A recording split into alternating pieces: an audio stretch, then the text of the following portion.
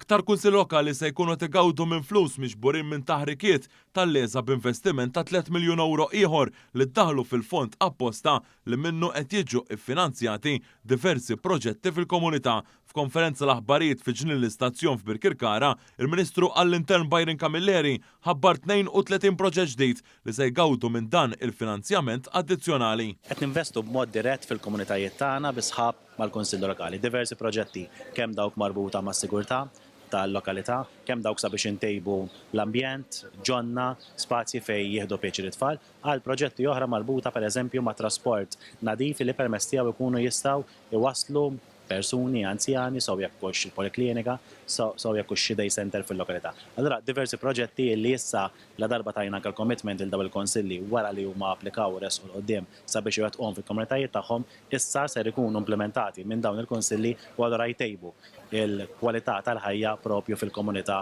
li huma jaħdmu fiha. Ġie spjegat li fost il-proġetti li ġew approvati hemm dawk ta' reġenerazzjoni ta' spazju miftuħa, investiment fix-xiri ta' vetturi elettriċi u proġetti favur lokalitajiet aktar notfa, inkluż il-ħolqien ta' bringing sites taħt l-art. Preżenti għall konferenza l-aħbarijiet kien hemm ukoll is-segretarju parlamentari responsabbli mill-Gvern lokali Alison Zera Faċifelli flimkien ma' qatt ta' sindki u rappreżentanti tal-Kunsill Lokali. Ma' bosta kunsilli lokali li se jkunu qegħdin jibbenefikaw u jagħmlu użu minn dawn il-fondi grazzi għal ftehim bejn l-Aġenzija Leża u l-Assoċjazzjoni tal-Kunsilli Lokali biex ikunu il-Kunsilli Lokali stess li joħolmu u jwettqu proġetti li fl-aħħar mill-aħħar se jkunu qegħdin igawdu ir-residenti fil-lokalitajiet u l-komunitajiet Maltin u Mawċin.